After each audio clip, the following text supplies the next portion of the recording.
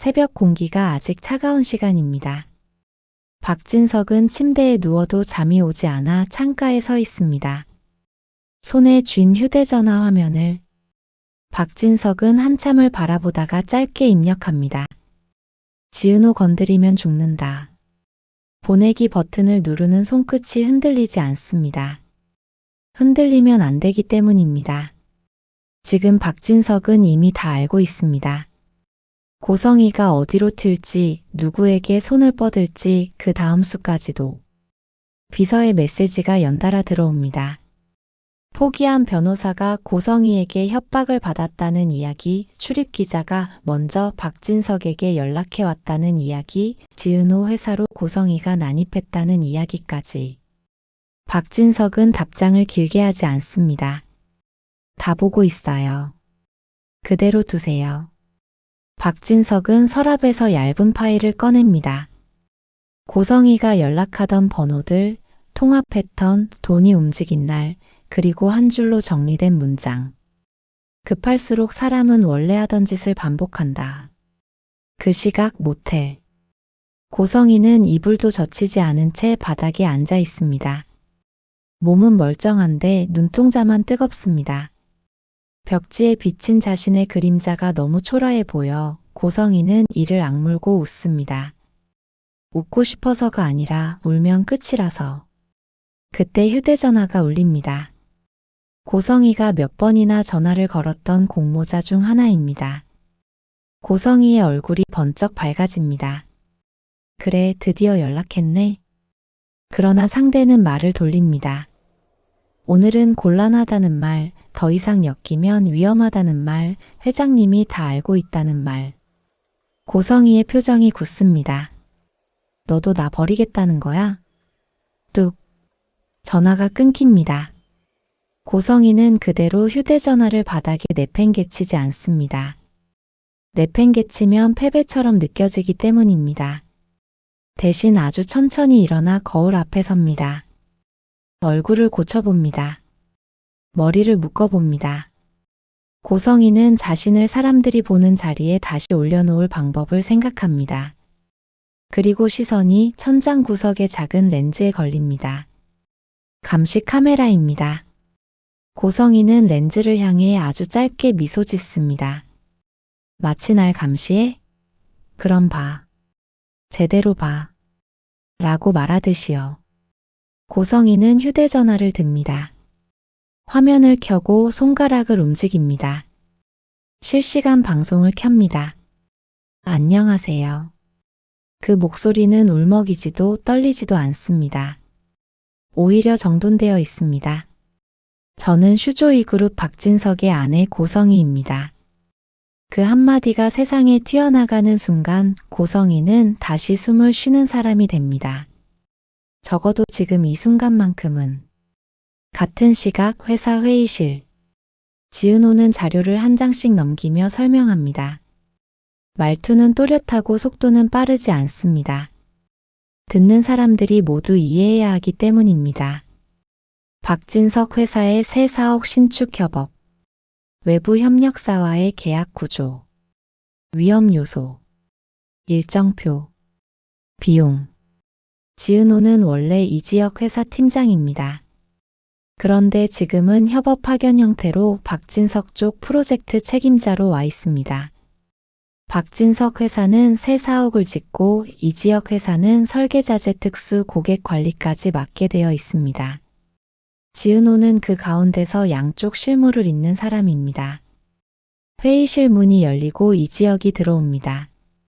얼굴이 조금 더 창백해졌지만 걸음은 흐트러지지 않습니다. 지은호는 말에 끊김없이 계속 이어갑니다. 이 지역이 들어왔다고 감정이 먼저 나오면 팀장이 아니라 사람이 무너집니다. 발표가 끝나자 누군가 묻습니다. 팀장님, 일정 너무 타이트한데 가능합니까? 지은호는 웃지 않습니다. 대신 단정하게 답합니다. 가능하게 만들겠습니다. 다만 추가 인력 투입이 필요합니다. 지금처럼 땜질하면 중간에 터집니다. 그 말에 회의실 공기가 바뀝니다. 슈조이와의 협업이 진행되면서 일의 규모가 점점 커져가고 있습니다. 자칫 실수하면 두 회사의 위상에 타격이 있을까 지은호는 팀장으로서 많은 책임감을 가지고 있습니다.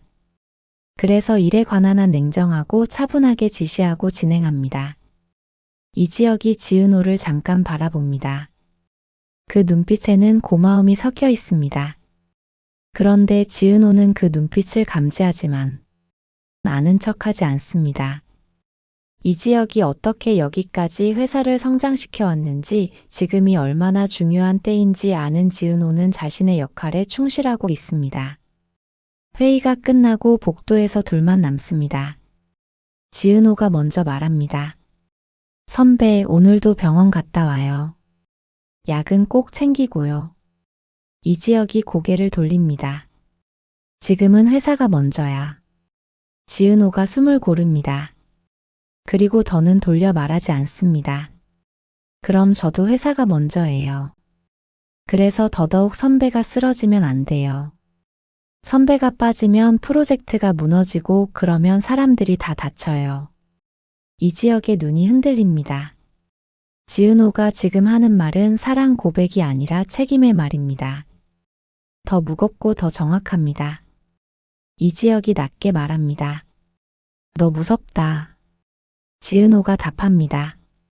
무섭게라도 해야 안 무너져요. 선배가 무너질까봐.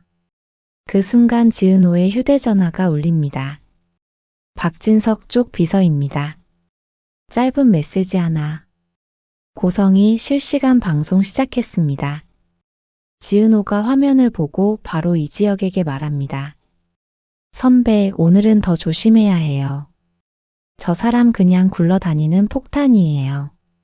고성이는 어제 회사 사무실로 찾아와 은호에게 2억을 달라며 요구했습니다. 한우진 간이식 때문에 은호에게 주었던 돈이 생각난 고성이는 지은호 사무실에 찾아왔던 것입니다. 2억만 돌려주면 한우진을 놓아주겠다고 합니다. 다시는 찾지도 않겠다고 합니다. 지혁이 알아차리고 쫓아와 경찰을 부르겠다고 으름장을 놓으니 그때서야 도망을 쳤습니다. 이 일이 사진이 찍혀 박진석에게 전달되었던 것입니다. 그리고 박진석이 한 번 더 지은호 건드리면 죽는다라는 무서운 문자를 보냅니다. 박성재가 은호 가족을 위해 항상 경호를 붙여놓았기 때문에 고성이의 동선이 다 보고되고 있었습니다.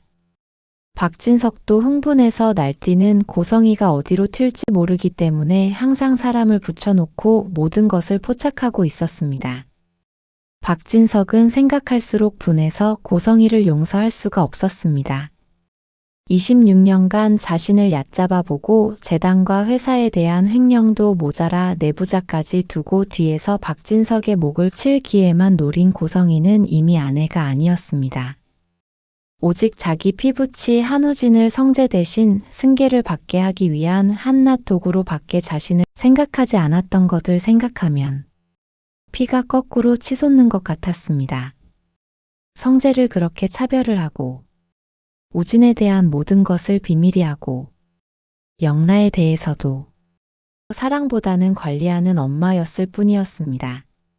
멀쩡한 딸을 죽었다고 박진석 앞에서 울며 사망신고를 했다고 눈물 흘리던 고성이를 생각하면 박진석은 그저 헛웃음만 나왔습니다.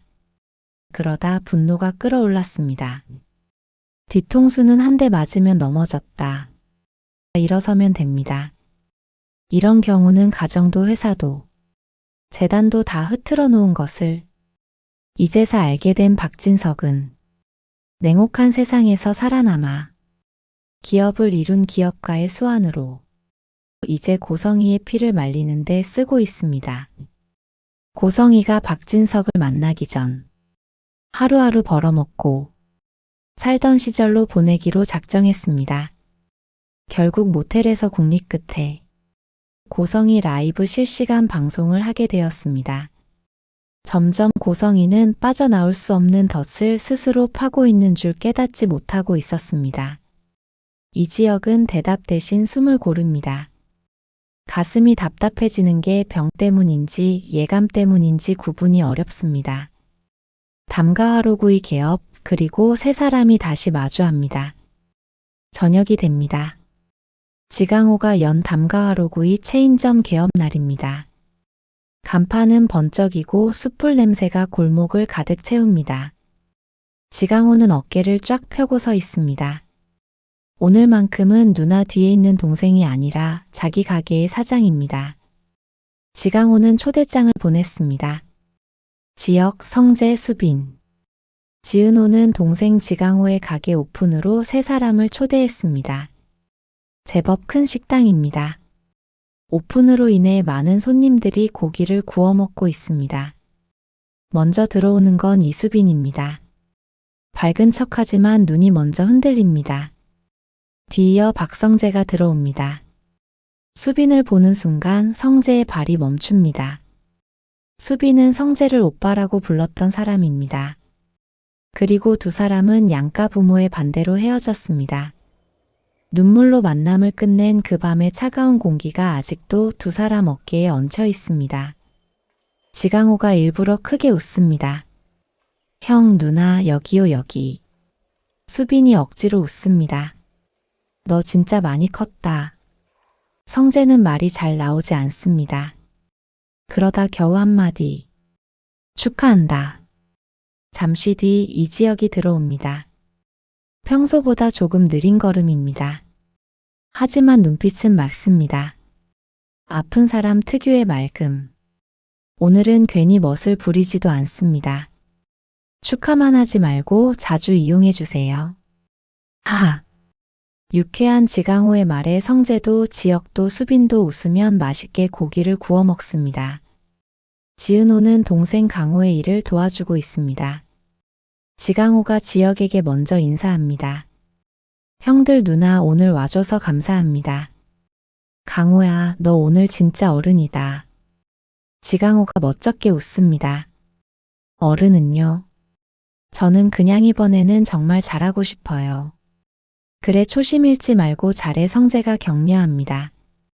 숯불이 올라오고 고기가 익습니다. 고기 굽는 소리가 정겹습니다. 수빈이 성재를 바라봅니다. 성재도 수빈을 봅니다. 둘 다 말이 없습니다. 그러다 수빈은 문득 이전에 성재가 자기는 좋아하는 여자가 있다고 말한 적이 있었던 기억이 납니다. 그래서 지은호에게 물어봅니다. 언니는 성재 오빠 어떻게 알아요? 지은호는 대학 선후배 사이라고 말합니다. 서로 안 지 10년도 넘었다고 대답하고 수빈은 이전에 성재 오빠가 말했던 여자가 지은호임을 알아차립니다. 이때 성재가 그 이야기를 했던 기억을 떠올리며 어쩔 줄 몰라 합니다. 수빈은 그럼 지혁 오빠 때문에 서로 알게 되었겠네요 말하며 성재를 향하여 새침한 표정을 짓습니다. 지은호는 눈치 못 채고 성재와 지혁은 알아차립니다. 지혁이 그 침묵을 끊습니다. 지혁은 분위기를 바꿔보려 합니다. 자신이 아프고 나서 남의 아픔이 더 또렷하게 보이기 때문입니다. 지혁이 성재에게 말합니다. 성재야, 나 아파 보니까 너희를 반대했던 게 후회되더라. 성재의 목이 잠깐 잠깁니다. 수빈과 헤어질 때의 아픔이 다시 떠오릅니다. 지혁이 이어 말합니다. 사랑하는 사람을 사랑할 수 있다는 것이 얼마나 감사한 일인지 몰라. 조건이 뭐라고, 너희들을 반대했는지. 우리 수빈이가 너희 집안에서 견디지 못할 것 같아서 그랬는데 정말 미안한 마음이다. 수빈이는 마냥 어려 보이고 너희 집은 대기업이다 보니 오빠의 심정. 가족이라서 더 그랬나 봐. 어쩌면 넌 어릴 때부터 너희 집보다 우리 집에서 많이 지냈잖아. 전혀 생각해보지 않았던 일이라 나도 우리 부모님도 그랬던 것 같아.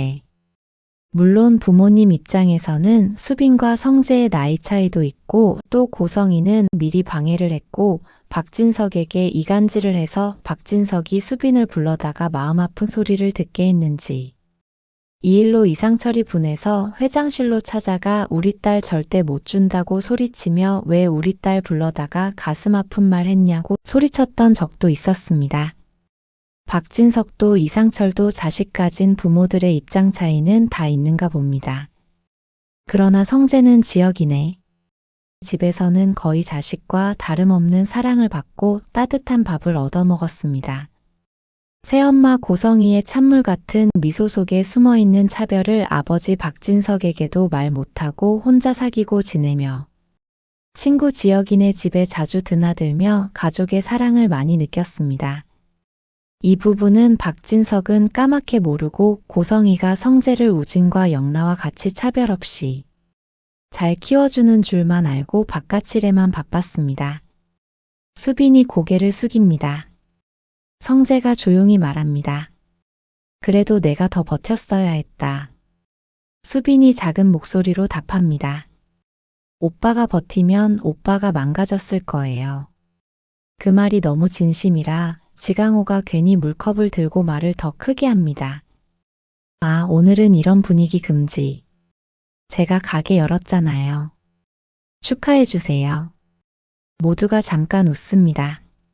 그리고 그 웃음 사이로 오래된 감정이 조금씩 녹습니다. 그때 지강호의 직원이 다가와 말합니다. 사장님, 밖에 기자 같은 사람들이 왔는데요. 지강호가 얼굴이 굳습니다. 수빈이 먼저 밖을 봅니다. 누군가 휴대전화로 촬영을 하고 있습니다. 그리고 들리는 말. 슈조이그룹 3호 고성이가 실시간 방송 켰대. 박진석이랑 이혼 난리라며 세상은 언제나 남의 집 불행을 가장 빨리 구워 먹습니다. 성재가 자리에서 일어납니다. 지혁이 성재의 팔을 잡습니다. 지금 나가면 그 사람들이 원하는 그림만 줘. 성재가 이를 악뭅니다. 그럼 가만히 보고 있어야 돼? 지혁이 낮게 말합니다. 가만히가 아니야. 준비해. 네가 대표가 될 거면 네가 제일 먼저 배워야 하는 게 그거야. 사람들 시선에 끌려가지 않는 법. 성재가 숨을 고릅니다. 수빈이 조용히 말합니다. 오빠 오늘은 그냥 먹어요. 오늘만큼은. 성재는 잠깐 눈을 감았다가 다시 앉습니다. 지강호는 그 모습을 보며 마음속으로 다짐합니다. 내 가게가 사람들 마음을 다시 붙이는 장소가 되면 좋겠다고. 이상철은 산으로 올라갑니다. 아무도 없는 곳을 찾아 올라갑니다. 정상까지도 아닙니다. 그저 사람들이 안 다니는 길. 나무 사이로 바람만 지나가는 길. 이상철은 숨이 차오르는데도 멈추지 않습니다. 아들 이지혁. 심장. 이식. 대기. 확률. 숫자. 이상철은 휴대전화를 켜고 검색창에 손을 던집니다. 인공심장. 심장이식 대기. 뇌사 방법. 단어를 치고 나서 이상철은 자기 손을 내려다봅니다. 자신이 지금 무슨 말을 치고 있는지 너무 생생해서 가슴이 찢어집니다. 이상철이 소리칩니다. 내가 뭘 더 해야 하냐. 그 소리가 산에 부딪혀 돌아옵니다. 돌아온 소리는 더 작고 더 초라합니다. 그래서 이상철은 더 분해집니다. 더 큰 소리를 내고 싶지만 목이 메어 소리가 깨집니다. 그리고 이상철은 결국 친구가 하는 가게로 내려갑니다. 소주가 들어갑니다. 한 잔, 두 잔, 세 잔. 이상철은 술을 잘 마시는 사람이 아닙니다. 그러나 오늘은 멈출 수가 없습니다. 내가 아들한테 도시락 싸다 주다가 그 말을 들었어. 심장이식 해야 한대. 내가 뭘 할 수 있냐, 내가 뭘. 이상철은 고개를 숙이고 웃다가 울다가 결국 테이블에 엎어집니다. 그때 지혁에게 연락이 갑니다. 이상철이 쓰러졌다고. 지혁은 한참을 서 있다가 조용히 외투를 챙깁니다. 몸이 좋지 않아도 움직입니다. 아버지가 무너진 밤에는 아들이 버텨야 합니다. 가게 문을 열고 들어간 지혁은 엎어져 있는 아버지를 봅니다. 그리고 아무 말 없이 다가가 아버지를 일으킵니다. 아버지. 이상철이 고개를 들지 못합니다. 지혁이 말합니다. 집에 가요. 지혁은 아버지를 업습니다. 아픈 아들이 아버지를 업고 걷는 그 장면이 너무 잔인해서 옆에 있던 친구가 눈을 돌립니다. 집에 도착합니다. 김다정이 문을 열고 그 장면을 봅니다. 순간 김다정의 얼굴이 무너집니다. 조옥래의 장례를 치른 지 얼마 되지 않았습니다. 마음이 아직 흙 냄새를 벗지 못했습니다. 그런데 오늘은 살아있는 아들의 등이 아파 보입니다. 그게 더 무섭습니다. 김다정이 말합니다. 지혁아, 너 왜? 지혁은 웃으려다 실패합니다. 괜찮아요. 김다정은 그 말을 믿지 않습니다. 어머니는 괜찮다라는 말에 거짓을 너무 많이 들어봤습니다. 이상철이 비틀거리며 내려옵니다. 그리고 지혁이 자기 때문에 힘들어하는 걸 보고 이상철은 갑자기 정신이 맑아집니다. 죄책감이 술을 깨웁니다. 이상철이 고개를 숙입니다. 미안하다, 아픈 너한테. 지혁이 숨을 고르고 답합니다. 아버지, 나 아픈 거보다 아버지가 망가지는 게 더 싫어요. 그 말에 김다정이 주저앉습니다. 손으로 입을 막습니다.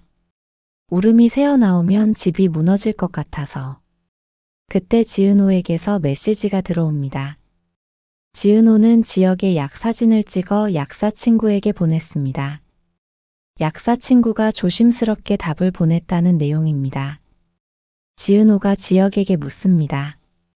선배, 이 약 신부전 약 맞죠? 지역은 한참을 망설이다가 결국 말합니다. 더는 숨길 수 없습니다. 숨길수록 모두가 더 크게 다칩니다. 나 신부전이 아니야. 심장 이식이 필요한 환자야. 지은호의 눈이 커집니다. 숨을 들이마시고 내쉬는 것조차 어려워집니다. 그런데 지은호는 울지 않습니다. 대신 더 단단해집니다. 그럼 이제부터 제가 해야 할 일이 더 명확하네요. 그 말이 지역을 더 아프게 합니다. 사랑은 위로인데 지은호의 사랑은 책임이 되어 지역을 붙잡습니다. 지역이 낮게 말합니다. 너까지 무너지게 하기 싫어. 지은호가 답합니다. 무너지지 않을 거예요. 제가 팀장이잖아요. 느닷없이 팀장이라는 말에 지역이 미소를 띱니다. 저 알잖아요. 간이식 해주고도 잘 살아요. 무서운 거 없어요. 이겨내면 되죠. 다음 날 고성이의 실시간 방송 화면에는 댓글이 폭발합니다. 사람들은 고성이를 욕하면서도 보고 나서 또 욕합니다. 고성이는 그걸 압니다. 그래서 더 침착하게 말합니다. 저는 지금 억울합니다. 제가 뭘 잘못했는지 저는 아직도 모르겠습니다. 고성이는 모른다고 말하지만 화면 속 눈빛은 알고 있습니다. 지금 필요한 건 진실이 아니라 분위기라는 걸요. 고성이는 천천히 말을 꺼냅니다. 제가 그 집에서 26년을 살았습니다. 그 집은 저를 사람 취급하지 않았습니다. 그리고 고성이는 한 번 더 박진석의 약점을 겨냥합니다. 박진석 회장님 요즘 건강이 안 좋다는 얘기 다들 들으셨죠? 그 말이 나가는 순간 누군가가 준비해둔 기사 초안이 여기저기서 다시 떠오릅니다. 병원 이름, 층, 시간까지. 너무 구체적입니다. 누군가 내부에서 흘렸다는 뜻입니다. 그러나 고성이는 모릅니다. 박진석이 이미 그 내부를 잡아낼 그물을 쳐놓았다는 것을. 박진석은 화면을 보고 있습니다. 얼굴은 차갑고 손은 느립니다. 박진석은 비서에게 말합니다. 지금부터 기록 시작. 방송 멘트 전부 저장. 그리고 누가 이 방송을 퍼나르는지 추적. 비서가 묻습니다. 회장님 바로 차단할까요? 박진석이 고개를 젓습니다. 아니. 말하게 더. 많이. 말이 많아질수록 같이 움직이는 놈들이 나오니까. 그때 박성재가 들어옵니다. 아직 몸이 완전히 회복되지 않았는데도 성재는 억지로 걸어 들어옵니다. 성재의 눈에는 피로가 진하게 깔려 있습니다. 아버지, 저도 뭘 해야 해요. 박진석이 성재를 바라봅니다. 잠깐, 아주 잠깐 눈빛이 흔들립니다. 아들이 일로 서는 순간을 원했지만 이런 방식은 원하지 않았습니다. 박진석이 조용히 말합니다. 네가 해야 할 건 겁먹지 않는 거다. 그리고 네가 대표가 될 준비를 지금부터 하는 거다. 성재가 이를 악뭅니다. 엄마는 어디까지 망가질까요? 박진석이 답합니다. 망가진 게 아니라 원래 그랬던 거야. 이제 세상이 보게 될 뿐이지. 그때 법무팀에서 연락이 옵니다. 고성이가 찾아갔던 변호사, 출입기자, 돈을 빼돌린 통로, 그리고 기다리던 이름 하나가 더 연결되었다는 보고입니다. 박진석은 짧게 말합니다. 오늘 안에 내부자 체포 절차 들어가. 그 말이 끝나자마자 박진석의 가슴이 찌릿합니다. 아주 짧은 순간입니다. 손끝이 차가워집니다. 시야가 순간 흐려집니다. 성재가 그걸 봅니다. 아버지. 박진석은 고개를 들고 웃는 척합니다. 괜찮다. 성재는 그 말을 믿지 않습니다. 성재는 오늘부터 아버지의 약점을 지키는 사람이기도 합니다. 그리고 그 약점은 적들이 가장 먼저 파고드는 곳입니다. 한편 지은호는 프로젝트 일정표를 붙잡고 있습니다. 자꾸만 지역의 얼굴이 떠오르지만 오늘은 눈을 감고 다시 엽니다. 도망치지 않습니다. 지은호는 자기 자리에서 버텨야 합니다. 그때 지은호의 휴대전화가 울립니다. 박진석입니다. 지은호는 잠깐 멈칫하지만 받습니다. 박진석이 말합니다. 팀장님, 오늘부터 회사 밖에서도 조심하세요. 지은호가 묻습니다. 고성이 때문인가요? 박진석은 짧게 답합니다. 네. 그리고 제가 지켰던 선을 이제는 넘을 겁니다. 지은호가 숨을 고릅니다.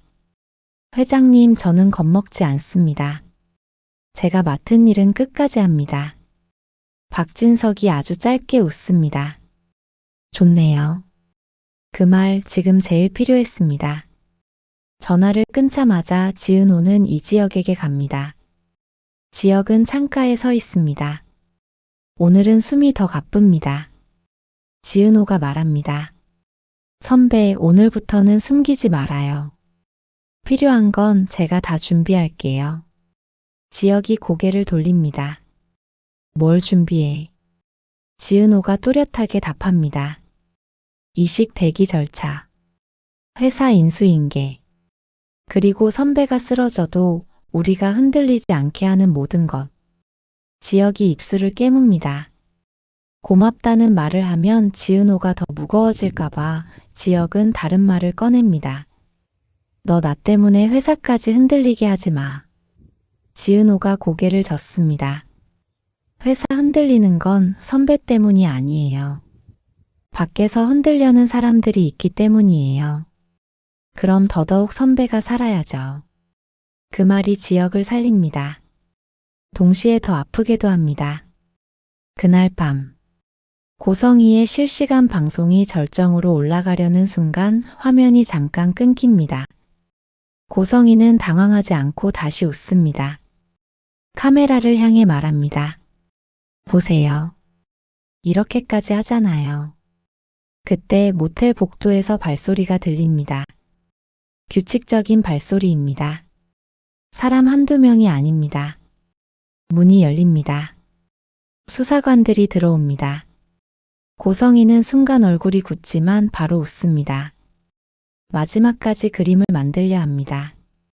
여러분, 지금 보시는 것처럼 저는 탄압받고 있습니다. 그러나 수사관이 말합니다. 고성희 씨, 검찰 송치 결정 났습니다. 동행하시죠. 고성희의 눈이 번쩍 뜨입니다. 검찰이라는 단어는 장난이 아닙니다. 고성희가 아무리 말로 버텨도 그 앞에서는 말이 칼이 아니라 족쇄가 됩니다. 고성희가 소리칩니다. 박진석이 시킨 거잖아. 수사관은 고개를 젓습니다. 증거자료 충분히 확보했습니다. 그 말이 고성희의 등에 얼음물처럼 떨어집니다. 같은 시각 박진석은 화면을 끄고 조용히 앉습니다. 그리고 한마디만 합니다. 이제 시작이지. 그 한마디가 끝나자마자 박진석은 가슴을 세게 누릅니다. 숨이 잠깐 멎습니다. 성재가 달려와 부축합니다. 아버지, 병원 가야 해요. 박진석은 고개를 젓습니다. 아직. 내가 쓰러질 거면 끝을 보고 쓰러진다. 성재의 눈에 눈물이 고입니다. 그러나 성재는 울지 않습니다. 오늘부터 성재는 대표가 될 사람입니다. 울면 안 된다는 걸 성재는 지금 너무 잘 압니다. 밖에서는 고성희의 체포 소식이 퍼집니다. 사람들은 또 욕하고 또 봅니다. 그러나 오늘만큼은 다릅니다. 고성희 검찰로. 한 사건이 끝으로 굴러가기 시작합니다. 그리고 그 끝을 향해 박진석은 마지막 힘을 쥐어짭니다. 이 와중에 갑자기 고아가 되어버린 듯한 영란은 답답한 마음을 꾹꾹 누르며 웹툰 작업에 몰두합니다. 다행히 이지환이 직업을 추리작가 쪽으로 방향을 바꾸는 바람에 함께 협업하게 되고 같이 일할 수 있어 다행이었습니다. 경호원과 아가씨가 아닌 동업자가 된 상태가 되었습니다. 이지환이 엄마 고성희 때문에 우울해하는 영란을 위해 자신의 과거 연애 잔혹사를 이야기해주고 고민에 빠진 영라에게 일에 대한 열정을 이끌어 내주려고 노력하고 있습니다. 영라는 다시 정신을 차립니다. 작가 박영라로 새로 태어난 지 얼마 안 되어 네이버 검색 실시간 1위로 떴을 때 영라는 자신의 눈을 의심했었던 기억을 떠올리며 자신의 길에서 자신의 일을 하고 있는 것이 너무 다행이라 생각되었습니다. 계약을 하고 연재를 하며 원고 마감 시간을 맞추느라 애쓰는 이 모든 시간이 스스로 대견했습니다. 고성희는 조용히 자신의 죗값을 치르고 자신의 원래 자리로 돌아가는 시간이 있을까요? 화려한 날들만 쫓던 자신을 돌아볼 수 있는 시간이 있을까요? 또 다음 화에서 이 가족들의 이야기를 기대해 주세요. 끝까지 시청해 주셔서 감사합니다. 구독과 좋아요, 알림 설정을 부탁드립니다. 오늘도 시청자들께서 꿈꾸시는 화려한 날들 되시기를 응원합니다.